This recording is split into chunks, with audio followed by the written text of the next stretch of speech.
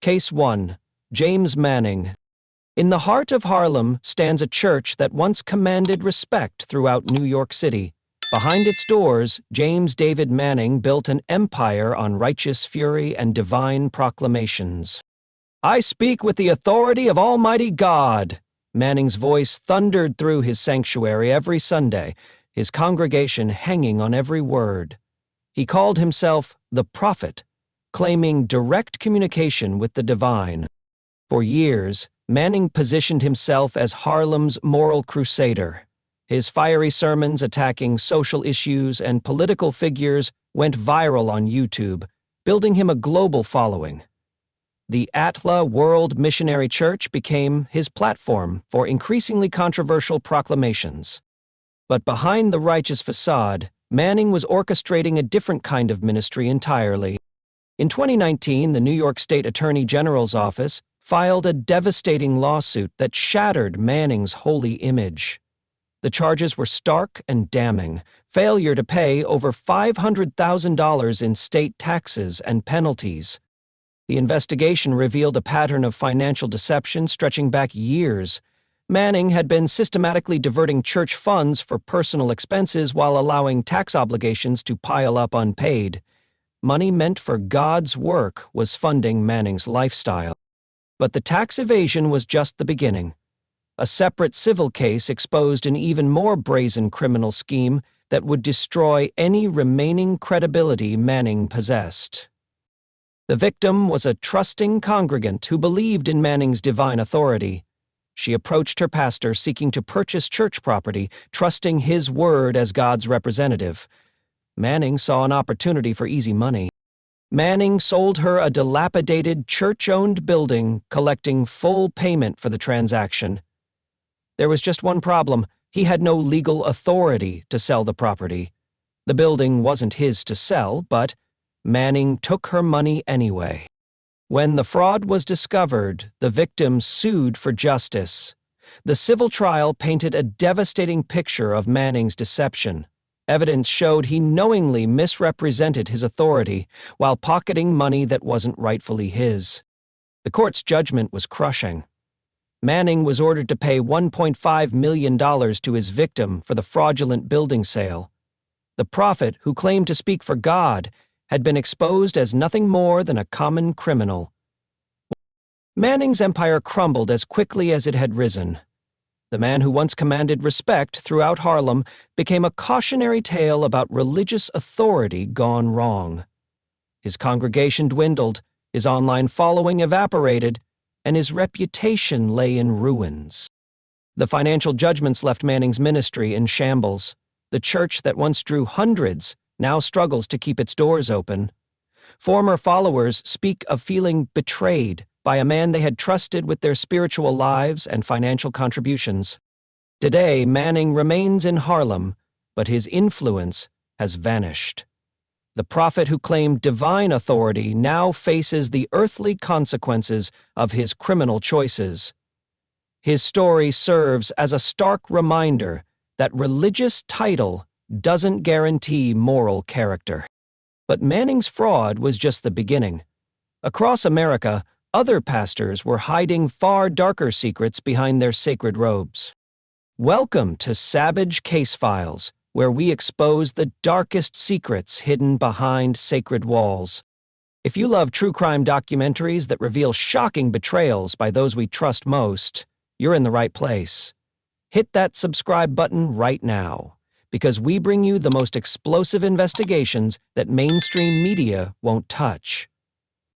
What you're about to witness will shake your faith in religious authority forever. These aren't just stories about fallen pastors. These are criminal masterminds who weaponized God's name to commit unspeakable acts. Case 2. Lonnie Latham. In the world of Southern Baptist leadership, few voices rang louder against homosexuality than Lonnie Latham. As a prominent pastor and national religious figure, he built his reputation on moral absolutism and righteous condemnation. "Homosexuality is an abomination before God," Latham's voice echoed through packed sanctuaries across Oklahoma. His congregation nodded in agreement, trusting their pastor's moral authority completely. Latham wasn't just any pastor. He served on the Southern Baptist Convention's executive committee, wielding influence over millions of believers nationwide. His anti-gay rhetoric became a cornerstone of his ministry, earning him respect among conservative religious circles. For years he positioned himself as Christianity's moral guardian, publicly condemning others for what he called sexual perversion.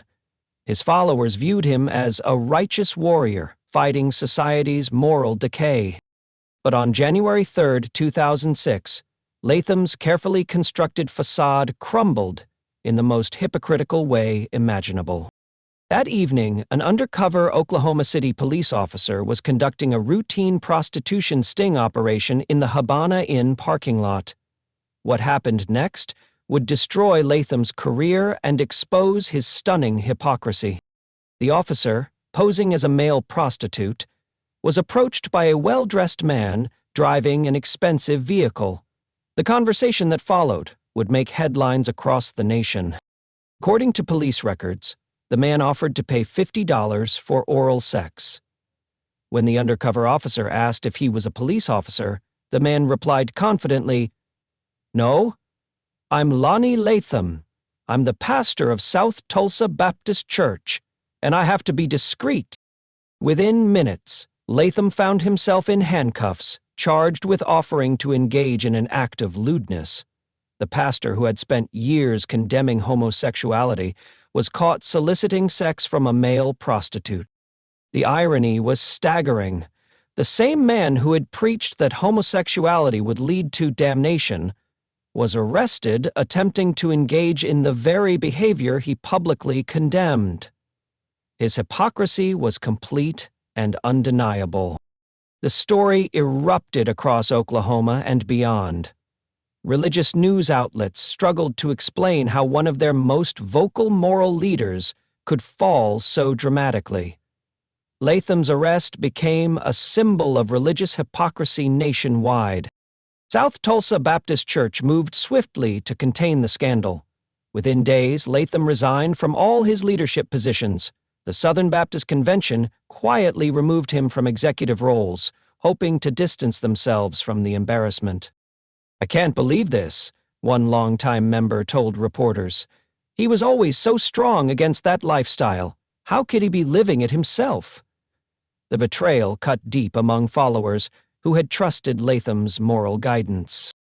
Latham's legal troubles continued as prosecutors pursued the charges. His high-profile status made the case a media sensation, with every court appearance generating fresh headlines about the fallen pastor's hypocrisy. The ministry Latham had built over decades collapsed virtually overnight. Attendance plummeted as members struggled to reconcile their pastor's public teachings with his private actions. Many left the church entirely, their faith shaken by the betrayal. Beyond losing his career, Latham faced personal devastation. His family endured public humiliation, while he became a national symbol of religious hypocrisy. The man who once commanded respect now faced ridicule and disgust. Latham's story serves as a stark reminder that those who judge others most harshly often harbor the darkest secrets themselves. His fall from grace demonstrated how religious authority can mask profound personal deception. But sexual hypocrisy was just one type of betrayal plaguing America's pulpits. In Minnesota, another religious leader was hiding crimes far more sinister than solicitation. Case 3. Victor Barnard. Deep in the forests of Pine County, Minnesota, stood a religious compound unlike any other. Here, Victor Barnard ruled over his followers with absolute authority, claiming direct communication with God through what he called the river. To his devoted followers, Barnard wasn't just a pastor. He was a living prophet. Men, women, and children abandoned their previous lives to join his secluded community, believing they had found salvation in the wilderness. "God speaks through me directly," Barnard proclaimed to his mesmerized congregation. "I am his chosen vessel, and through me you will find eternal life." His followers hung on every word, believing they were witnessing divine revelation. The river compound operated like a closed society. Families surrendered their possessions, cut ties with the outside world, and submitted completely to Barnard's authority. They believed they were living God's perfect plan. Barnard maintained strict control over his followers' contact with the outside world. Phone calls were monitored, mail was censored, and leaving the compound required his personal permission. He created a closed ecosystem where his word was absolute law. But behind the facade of spiritual leadership, Barnard was orchestrating a nightmare of sexual abuse that would destroy countless innocent lives.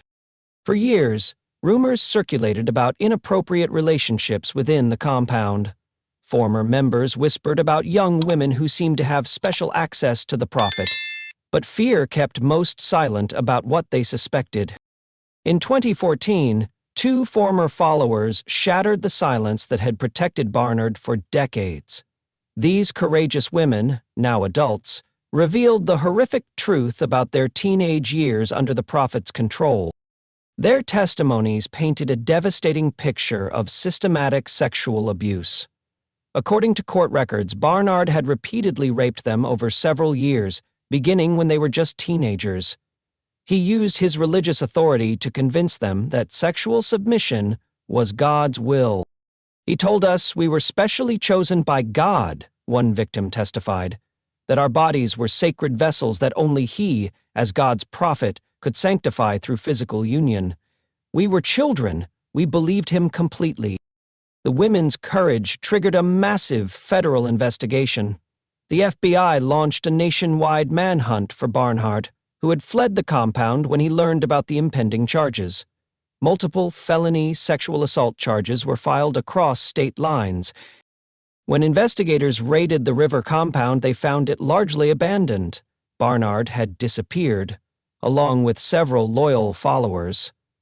The FBI expanded their search internationally, following leads across multiple countries. After months on the run, federal agents tracked Barnard to Brazil, where he was living under an assumed identity. Brazilian authorities arrested him in a dramatic operation, beginning the lengthy extradition process back to the United States. Barnard fought extradition for months, hiring expensive lawyers to delay his return to American justice. His legal team argued that he couldn't receive a fair trial, but Brazilian courts ultimately sided with U.S. prosecutors. When Barnard finally returned to Minnesota in chains, he faced a mountain of evidence compiled by federal investigators. Additional victims had come forward during his time as a fugitive, strengthening the prosecution's case dramatically. The trial revealed the full scope of Barnard's crimes. Victim after victim testified about years of sexual abuse disguised as religious ritual. The prophet who claimed to speak for God was exposed as a predator who weaponized faith to exploit children. The jury deliberated briefly before returning guilty verdicts on multiple felony counts. The judge sentenced Barnard to 30 years in prison, ensuring he would spend most of his remaining life behind bars for his crimes against innocent children. The river compound stands empty today, a haunting reminder of how religious authority can enable unspeakable evil. Former followers struggle to rebuild their lives after years of manipulation and abuse under Barnard's control. The brave women who exposed Barnard continue advocating for abuse survivors, working to prevent other predators from using religious authority to harm children. Their courage saved countless future victims from similar abuse. Today, the former prophet sits in a federal prison cell, his divine authority reduced to nothing. The man who claimed to speak for God now faces earthly justice for his crimes against the innocent. But even more shocking was what happened in Indiana, where another trusted pastor was preying on students in his own Christian school. Case 4, Jack Schaap. In Hammond, Indiana, stands one of America's largest churches, a sprawling complex that houses not just a congregation of thousands, but an entire Christian school system. For years, this empire was ruled by Jack Schaap, a man parents trusted with their children's spiritual and educational development. I stand before you as God's appointed shepherd, Shape proclaimed from his massive pulpit. Below him sat over 15,000 congregants, including hundreds of families who sent their children to the church's affiliated Hiles-Anderson College and Hammond Baptist schools. As senior pastor, Shape wielded enormous influence over the educational institution. Parents from across the Midwest enrolled their teenagers in his programs, believing their children would receive both excellent education and moral guidance under his pastoral care. Pastor Shape was like a father figure to our daughter, one parent recalled. We trusted him completely with her spiritual development. He was a man of God, or so we thought. Shape's position gave him unprecedented access to impressionable teenagers. As both pastor and educational leader, he conducted private counseling sessions, mentored struggling students, and positioned himself as a spiritual father figure to vulnerable young people. But in the summer of 2012, this trusted shepherd's true nature was exposed in the most horrifying way possible. In July 2012, church leadership received disturbing allegations about their senior pastor's conduct with a teenage student. What they discovered would shatter their community and destroy decades of institutional trust. Internal investigators uncovered evidence of an ongoing sexual relationship between Shape and a 16-year-old female student from the church school. Text messages, emails, and witness testimony painted a devastating picture of predatory behavior. The church board acted swiftly, firing Shape immediately upon discovering the evidence.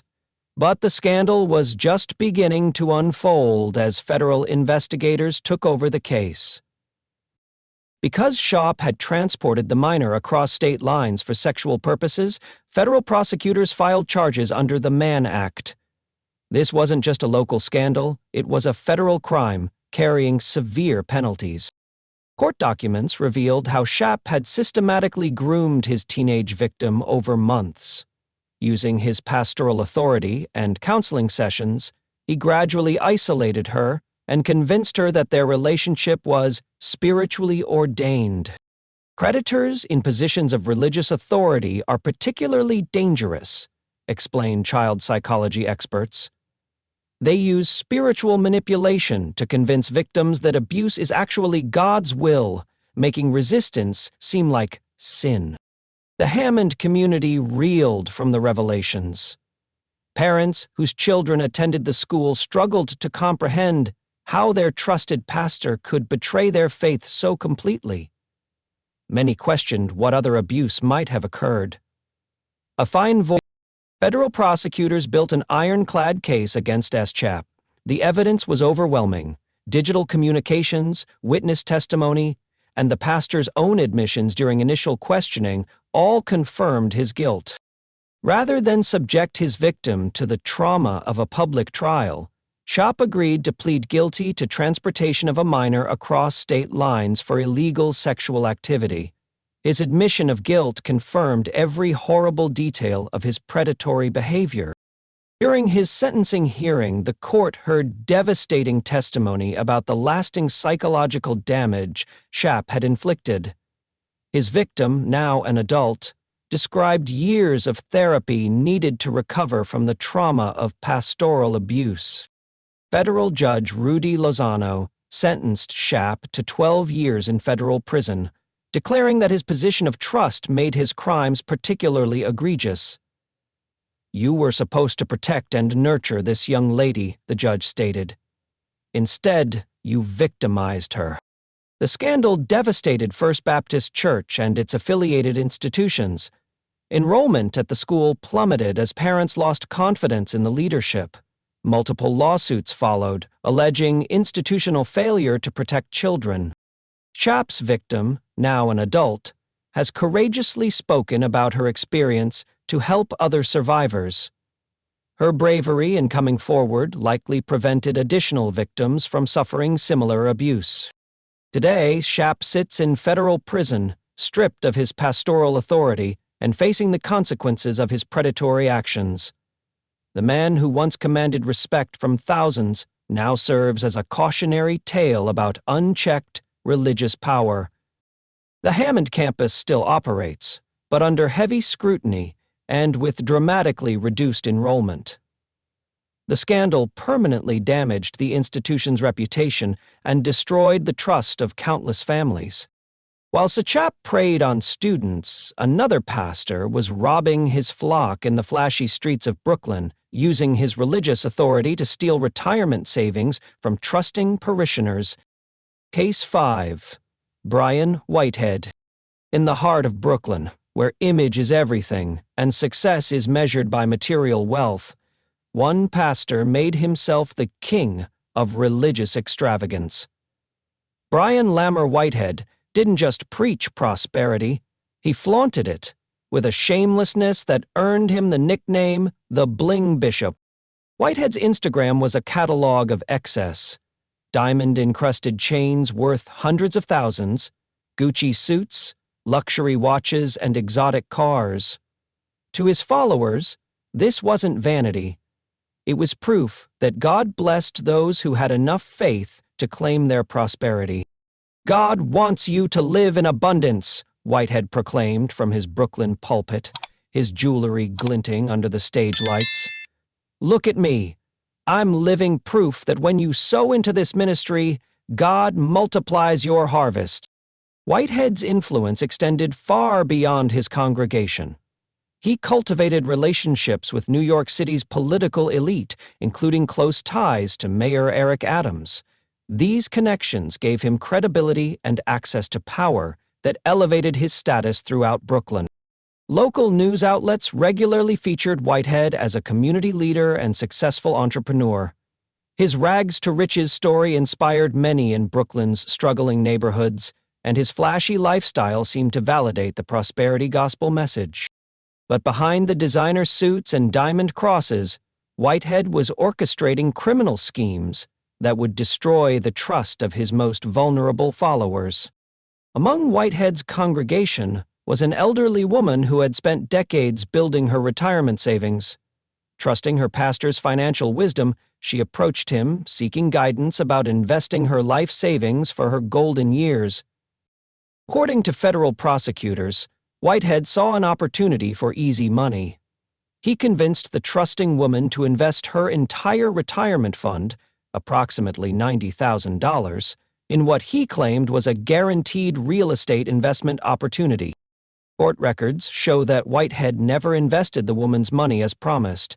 Instead, he diverted her life savings directly into his personal accounts, using her retirement funds to maintain his expensive lifestyle, while she believed her money was safely invested. Whitehead's criminal enterprise extended beyond his congregation. Federal investigators uncovered evidence that he had attempted to extort a local businessman, threatening to use his political connections and media platform to destroy the man's reputation unless he paid substantial sums. The FBI began investigating Whitehead's activities after multiple complaints about his financial schemes. Undercover operations and financial records revealed a pattern of fraud, extortion, and abuse of his religious authority for personal gain. In 2024, federal prosecutors filed a comprehensive indictment against Whitehead on multiple charges: wire fraud for stealing his parishioners' retirement savings, attempted extortion of the businessman, and making false statements to federal investigators. Whitehead's arrest made headlines across New York. The flashy pastor, who had cultivated an image of success and divine blessing, was led away in handcuffs, his expensive jewelry confiscated as evidence of his criminal proceeds. The prosecution's case was devastating. Financial records clearly showed how Whitehead had stolen his parishioners' retirement money, while recorded conversations revealed his extortion attempts. His own social media posts became evidence of his criminal lifestyle. The jury deliberated briefly before returning guilty verdicts on all federal charges. The evidence was overwhelming. Whitehead had systematically abused his religious authority to commit serious financial crimes against trusting victims. During sentencing proceedings, Whitehead's elderly victim testified about losing her life savings to his schemes. Now in her 70s with no retirement fund, she described the devastating impact of trusting a pastor who stole her financial security. Whitehead's conviction embarrassed his political allies, particularly Mayor Adams, who quickly distanced himself from the convicted pastor. The Bling bishop's carefully cultivated influence evaporated overnight. As of 2024, Whitehead awaits sentencing on his federal convictions. Prosecutors are seeking a substantial prison term that reflects the severity of his crimes and the vulnerable nature of his victims. Leaders of Tomorrow International Church struggles to survive without its charismatic pastor. Attendance has plummeted as members grapple with the reality that their spiritual leader was actually a federal criminal. Federal authorities have seized Whitehead's extensive collection of jewelry, luxury vehicles, and other assets purchased with stolen money. The bling that defined his image now sits in evidence lockers as proof of his crimes. The Bling bishop's story demonstrates how prosperity preachers can exploit religious trust for criminal gain. His victims believed they were investing in their faith, not funding a criminal's luxurious lifestyle. Some pastors stole money, but others had deadlier secrets. In Florida, a charismatic young preacher was hiding an addiction that would ultimately kill him and destroy everything he had built. Case 6, Zachary Timms. In the sprawling suburbs of Orlando, Florida, Zachary Timms built something extraordinary. At just 42 years old, he had transformed a small congregation into New Destiny Christian Center, a thriving megachurch with thousands of members who viewed him as their spiritual father and inspiration. "God has a destiny for your life," Timms declared from his contemporary stage, his youthful energy electrifying the packed sanctuary. Unlike older traditional pastors, Timms represented a new generation of church leadership, young, dynamic, and relatable to modern audiences. His congregation was remarkably diverse, drawing people from all backgrounds who connected with Timms's authentic preaching style. Families drove hours to attend services, believing they had found something special in their young pastor's ministry. New Destiny Christian Center experienced explosive growth under Timms's leadership. The church expanded multiple times to accommodate increasing attendance, launched satellite campuses, and developed extensive community outreach programs that served thousands of local families. Timms's influence extended far beyond his local congregation. His sermons were broadcast on television networks, reaching viewers across the nation. His messages of hope and redemption resonated particularly with young adults seeking spiritual guidance. To his followers, Timms appeared to have achieved the perfect balance: a successful ministry, a loving family, and genuine passion for helping others. His personal testimony of overcoming childhood challenges made him even more inspiring to struggling believers. But behind the inspirational facade, Timms was fighting a deadly battle that would ultimately destroy everything he had built. On what seemed like a routine ministry trip to New York City, Timms checked into the W Hotel in Times Square. He was scheduled for meetings and ministry activities, but something went terribly wrong in room 1107. At approximately 5 p.m., hotel staff discovered Timms unresponsive in his room. Emergency responders rushed to the scene, but their efforts to revive the 42-year-old pastor proved futile. Zachary Timms was pronounced dead at the scene. The news of Timms's sudden death sent shockwaves through the religious community and beyond. A healthy young pastor dying alone in a New York hotel room raised immediate questions about what had happened to the beloved spiritual leader. Early reports suggested natural causes or a possible heart attack. Timms's followers and fellow pastors struggled to understand how someone so young and apparently healthy could die so suddenly during a routine ministry trip. The New York City Medical Examiner's Office conducted a thorough investigation into Timms's death. Toxicology tests were ordered to determine exactly what had caused the young pastor's sudden collapse and death. Weeks later, the medical examiner delivered shocking news that shattered everything Timms's followers believed about their pastor.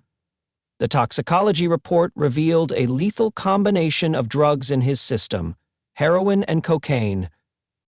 The official cause of death was determined to be acute intoxication due to the combined effects of heroin and cocaine.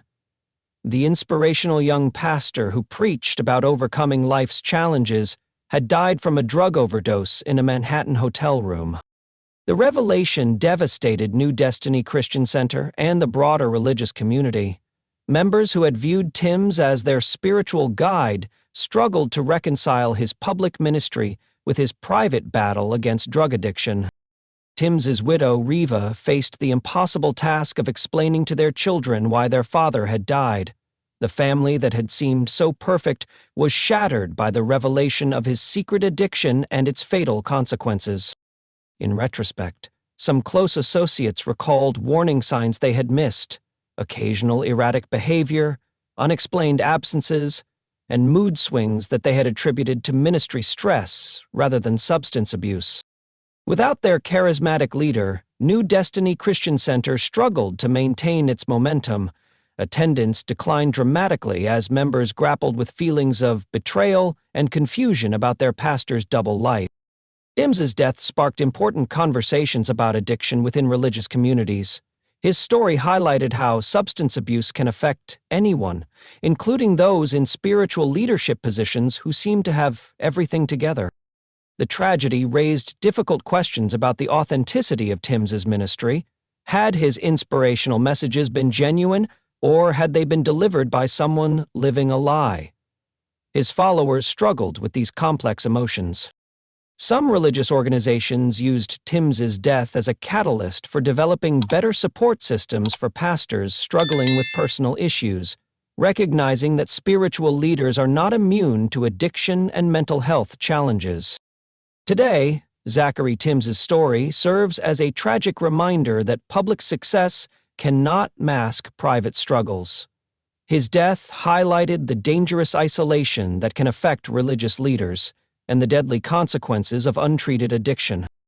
Drug addiction destroyed one ministry, but another pastor's appetites were far worse. In Atlanta, a family patriarch was about to face the consequences of decades of sexual exploitation. Case 7. Earl Polk.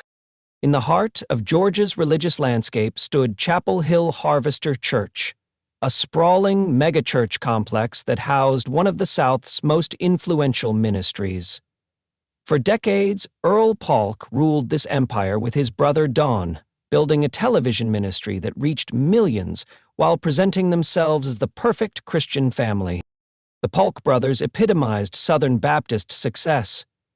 Earl served as senior pastor while Don handled administrative duties, creating a family ministry that seemed blessed by divine favor. Their wives and children all played prominent roles, presenting an image of generational faithfulness. "Family is the cornerstone of God's design," Earl proclaimed during his nationally televised sermons. "When we honor family bonds, we honor the Lord Himself." His messages about family values resonated with viewers across the Bible Belt. Chapel Hill Harvester grew into one of Atlanta's largest congregations, with over 10,000 members who viewed the Polk family as their spiritual royalty. The church's influence extended throughout Georgia's religious and political circles. Earl's reputation extended far beyond church walls. Politicians sought his endorsement, community leaders valued his opinion, and other pastors looked to him as a model of ministerial success. He was Atlanta's religious patriarch. But beneath the veneer of family values and Christian leadership, Earl Polk was orchestrating a web of sexual exploitation that would ultimately destroy everything he had built. For years, quiet rumors circulated through Atlanta's religious community about inappropriate relationships at Chapel Hill Harvester. Former staff members whispered about Earl's unusual attention to certain women, but fear and respect kept most accusations private. According to later court testimony, Earl had systematically exploited his pastoral authority to coerce sexual relationships with vulnerable women in his congregation. His position of spiritual power made resistance nearly impossible for his victims. But Earl's most shocking crime struck at the heart of his own family. While preaching about sacred family bonds, he was conducting a sexual relationship with his brother Don's wife, his own sister-in-law. This illicit relationship produced a child, creating a family secret that would eventually expose Earl's hypocrisy. For years, the true paternity was hidden, with everyone believing Don was the father of his wife's child.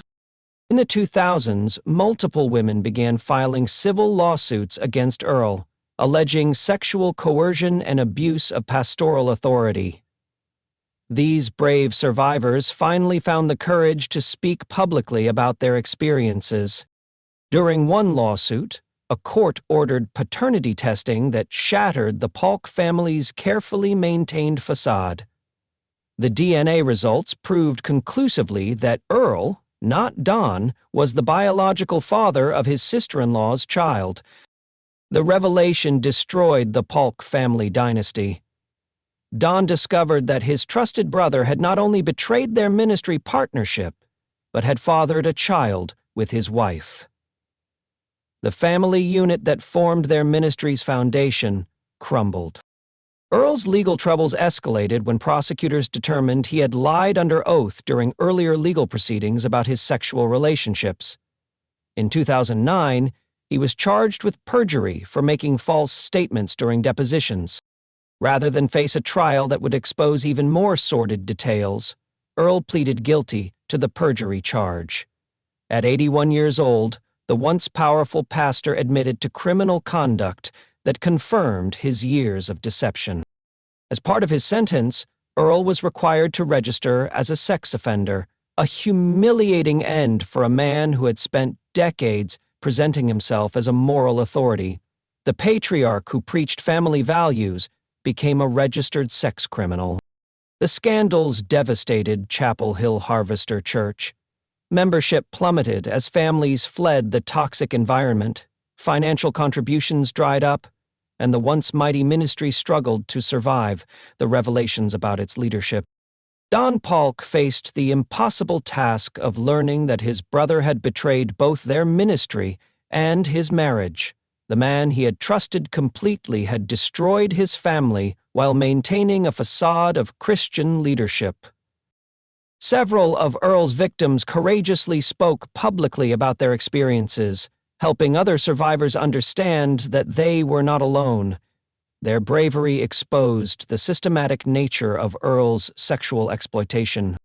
The scandal revealed how religious institutions can enable abuse through intimidation and loyalty demands.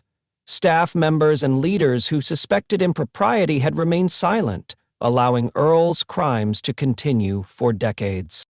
Earl's downfall sent shockwaves through Atlanta's religious community. Other pastors distanced themselves from Chapel Hill Harvester, and the scandal damaged public trust in megachurch leadership throughout the region. Earl Polk died in 2009, shortly after his conviction, taking many secrets to his grave.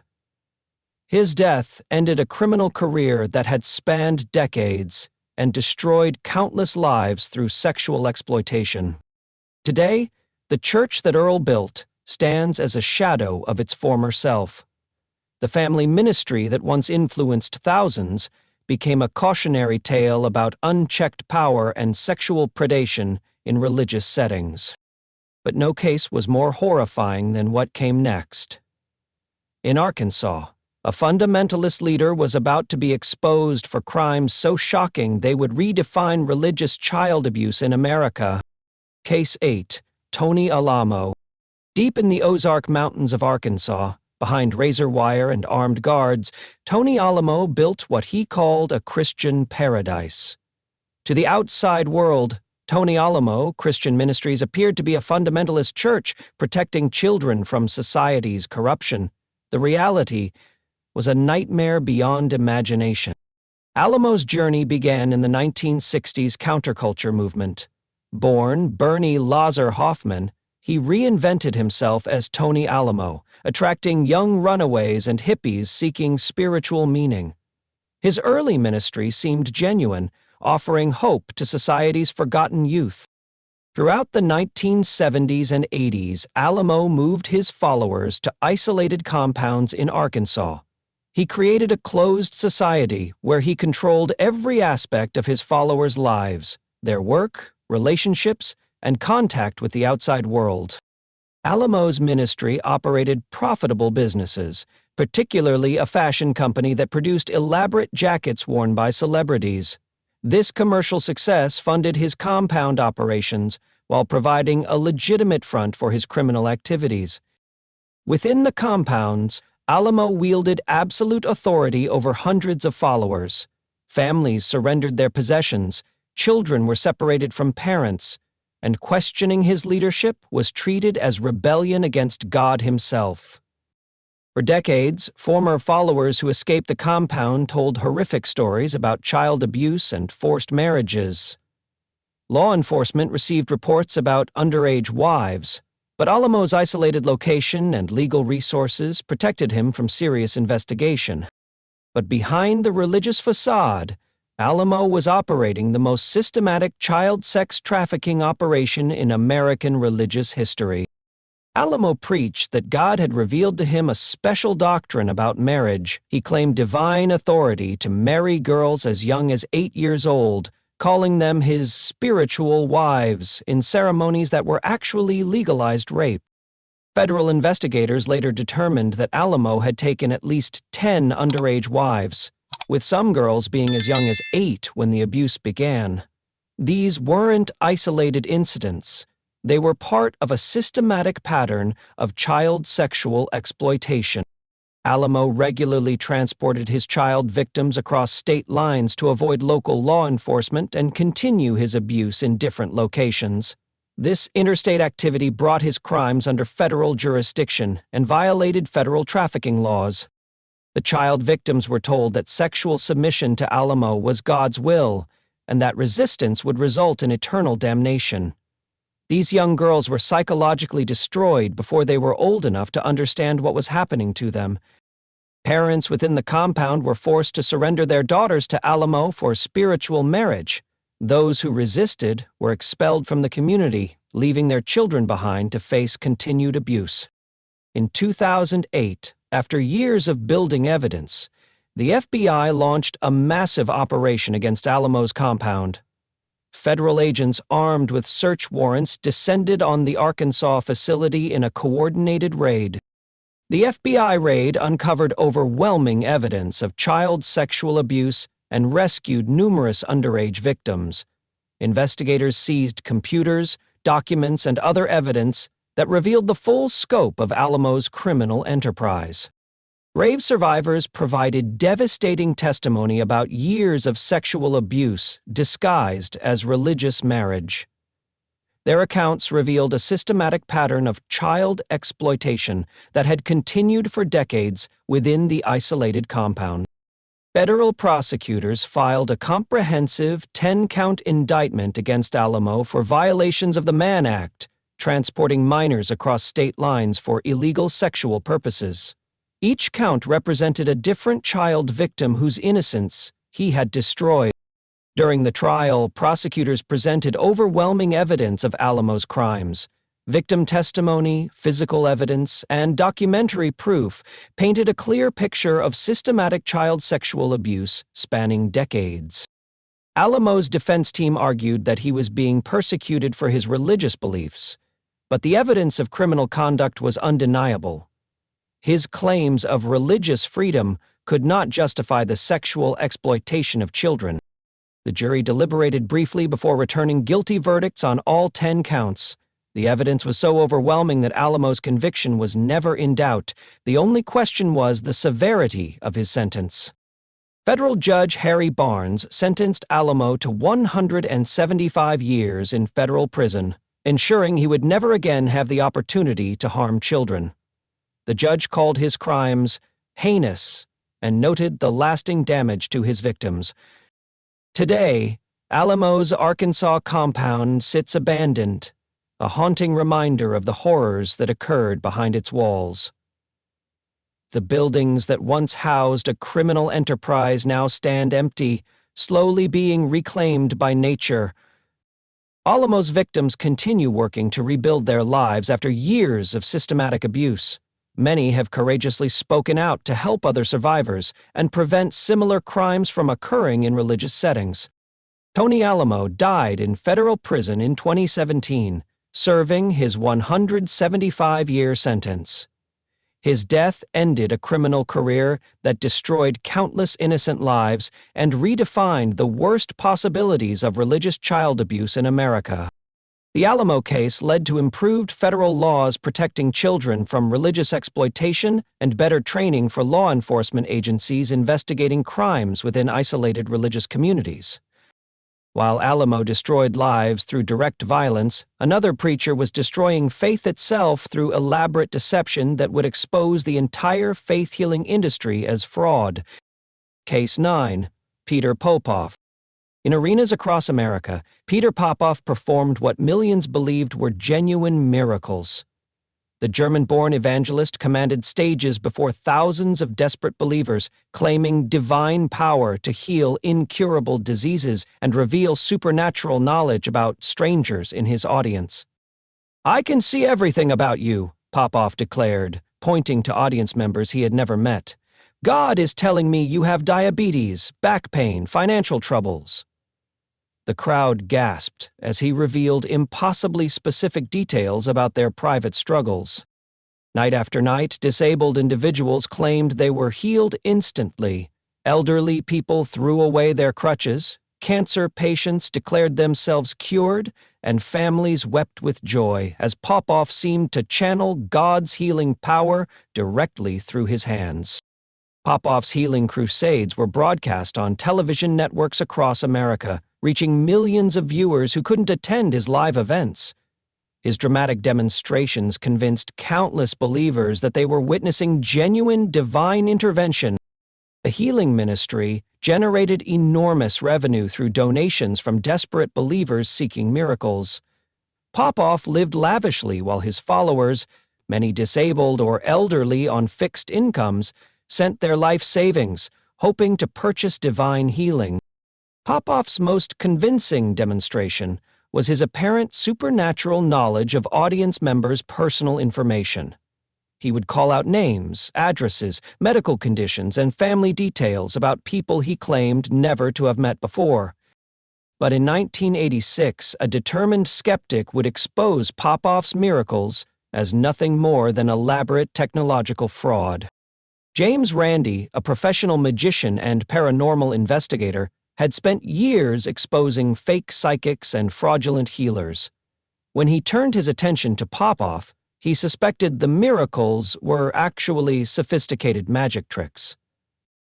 Randi and his team began attending Popoff's crusades with electronic surveillance equipment, hoping to discover how the evangelist obtained his seemingly supernatural information about audience members.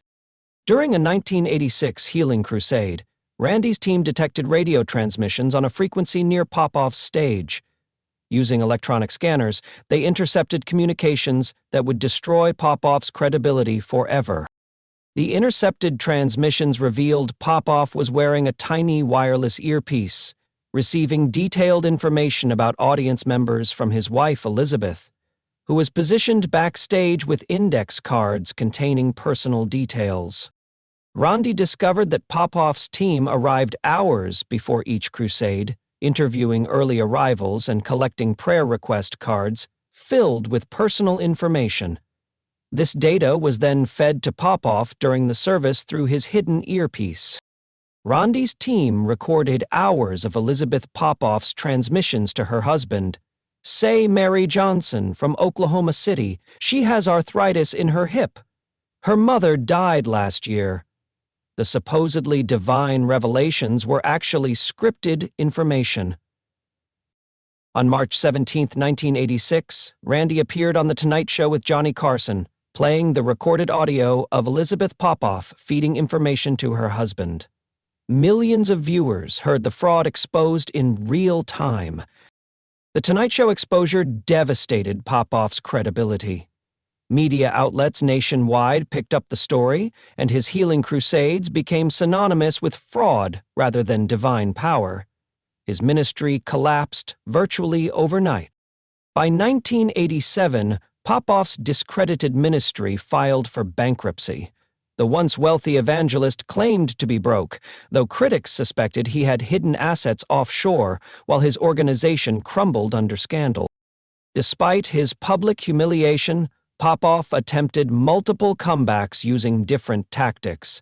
He shifted from healing crusades to mail-based schemes, sending miraculous items to desperate believers in exchange for donations. The Federal Trade Commission began investigating Popoff's mail-based schemes after receiving complaints about deceptive donation requests. His mailings promised financial miracles in exchange for seed faith donations from vulnerable recipients. Popoff's new scheme involved mailing small packets of miracle water to potential donors, claiming the water had supernatural properties that would solve their financial and health problems if they sent money to his ministry. In 1990, the FTC charged Popoff with mail fraud for his deceptive fundraising practices. The agency found his mailings contained false promises and deliberately misleading claims designed to exploit vulnerable people's desperation. Popoff was ordered to pay over $750,000 in penalties and refunds to victims of his fraudulent schemes.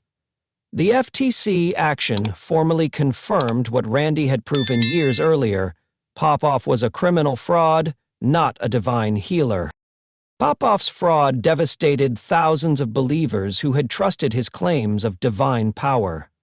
Many had spent their life savings on donations, travel to crusades, and miracle products that provided no healing or benefit whatsoever. The Popoff scandal damaged the credibility of the entire faith-healing industry. Other televangelists faced increased scrutiny as the public learned how easily miracles could be faked using simple technology. Remarkably, Popoff continued operating various schemes even after his exposure and federal penalties. He demonstrated the persistent nature of religious fraud and the difficulty of permanently stopping determined criminals. The Popoff case highlighted significant gaps in regulatory oversight of religious organizations. Despite clear evidence of fraud, legal protections for religious expression made prosecution difficult and penalties insufficient. In recent years, Popoff has adapted his fraud to modern technology, using internet and television marketing to reach new generations of potential victims with updated versions of his discredited healing claims. James Randi's exposure of Popoff became a landmark case in paranormal investigation, demonstrating how scientific methodology can expose even sophisticated religious fraud and protect vulnerable believers from exploitation. But the biggest fraud of all came from the most famous face in American Christianity, where a beloved television couple built an empire on promises they never intended to keep. Case 10. Jim Bakker.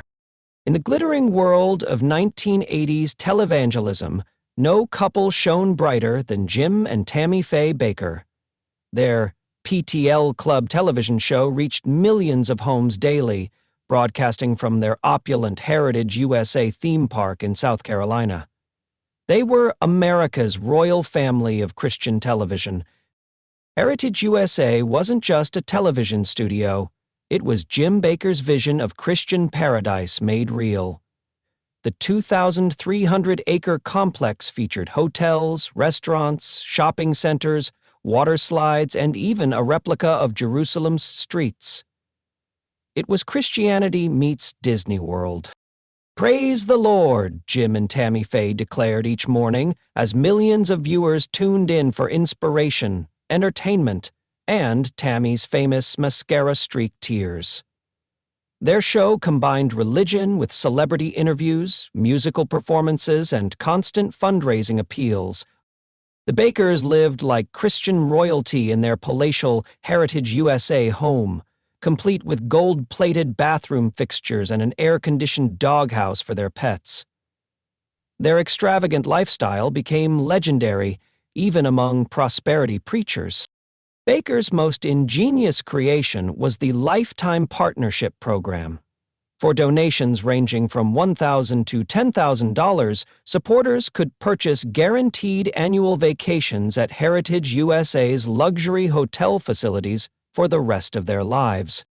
The lifetime partnership concept proved incredibly successful. Desperate believers and vacation-seeking Christians sent millions of dollars, believing they were investing in both their eternal salvation and earthly vacation experiences.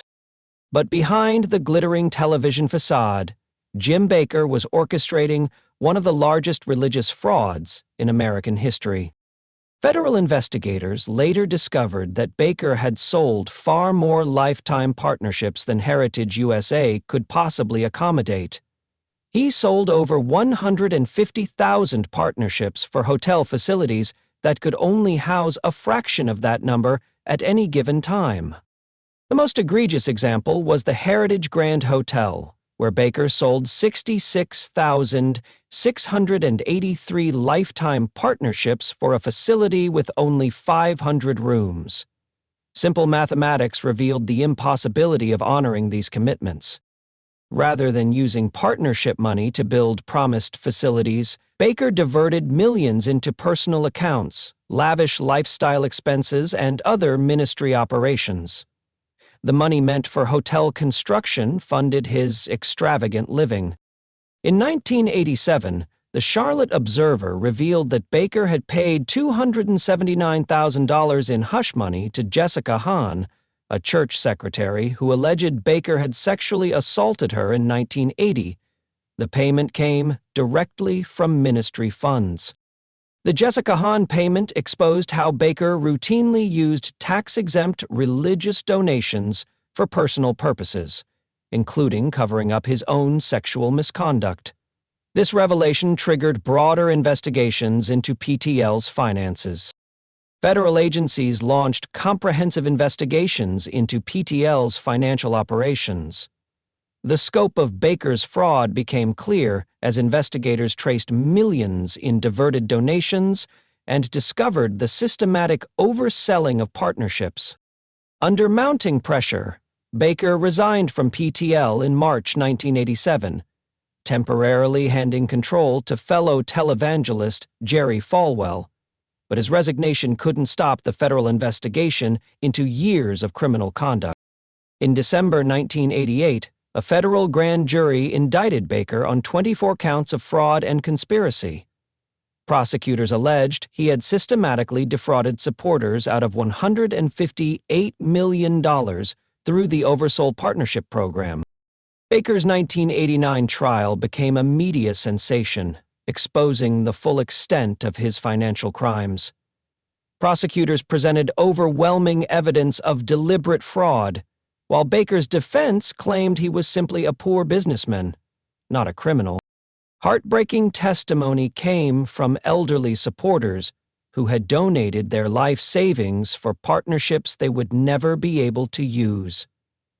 Many had sacrificed financially, believing they were supporting God's work, while actually funding Bakker's lifestyle. The jury deliberated only 5 hours before returning guilty verdicts on all 24 counts. The evidence of Bakker's systematic fraud was overwhelming and undeniable. America's most famous televangelist was officially a convicted federal criminal. Federal Judge Robert Potter sentenced Bakker to 45 years in federal prison and $500,000 in fines. Those of us who do have a religion are ridiculed as being saps from money-grubbing preachers or priests, the judge declared. Without Bakker's leadership and facing massive lawsuits, Heritage USA filed for bankruptcy and closed permanently. The Christian theme park that once attracted millions became a haunting ruin, overrun by weeds and vandalism. The scandal destroyed the Bakker family. Tammy Faye, initially standing by her husband, eventually divorced him while he was in prison. Their children faced lifelong embarrassment from their father's crimes and public humiliation. Bakker's appeals eventually resulted in a reduced sentence of 8 years. He served nearly 5 years in federal prison before being released on parole in 1994, a broken man whose empire had crumbled completely. Baker's fraud inflicted permanent damage on American Christianity's credibility. His conviction became synonymous with televangelist greed and hypocrisy, making future religious fundraising efforts face increased skepticism. After prison, Baker attempted various comebacks, including a new television show focused on apocalyptic themes. However, he never regained his former influence or credibility, remaining a cautionary tale about religious corruption. Many of Baker's victims never recovered financially from their donations to PTL.